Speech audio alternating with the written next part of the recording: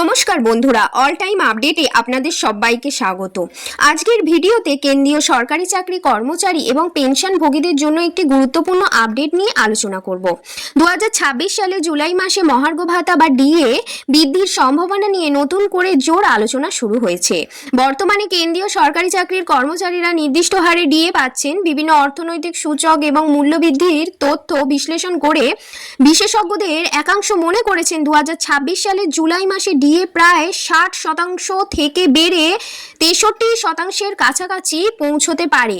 যদিও এখনও সরকারিভাবে কোনো ঘোষণা করা হয়নি, তবে সম্ভাব্য হিসেব নিয়ে কর্মচারীদের মধ্যে যথেষ্ট আগ্রহ তৈরি হয়েছে।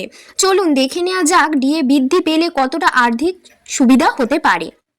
যদি কোনো কর্মচারীর বেসিক বেতন 18,000 টাকা হয়, তাহলে বর্তমানে যে ডিএ পাচ্ছেন তা বাড়ার ফলে মাসে প্রায় 500 টাকার বেশি অতিরিক্ত সুবিধা পাওয়ার সম্ভাবনা তৈরি হতে পারে।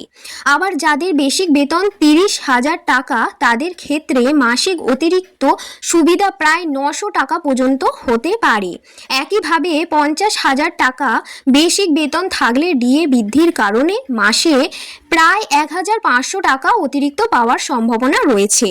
আর যাদের বেসিক বেতন 60,000 টাকা, তারা মাসে প্রায় 2,400 টাকা বা তারও বেশি অতিরিক্ত সুবিধা পেতে পারেন। শুধু কর্মচারীরাই নন, পেনশনভোগীদের জন্য সুখবর থাকতে পারে, কারণ ডিএ বৃদ্ধির সঙ্গে সঙ্গে বা ডিএর একই হারে বাড়ানোর সম্ভাবনা রয়েছে। ফলে লক্ষ লক্ষ পেনশনভোগীরাও এর সুবিধা পেতে পারেন। তবে মনে রাখতে হবে, এই সমস্ত হিসাব সম্ভাব্য তথ্য ও বর্তমান প্রবণতার ভিত্তিতে করা হয়েছে। সরকারিভাবে চূড়ান্ত ঘোষণা প্রকাশিত হলে তবেই প্রকৃত হার এবং বর্ধিত সুবিধার পরিমাণ নিশ্চিতভাবে জানা যাবে।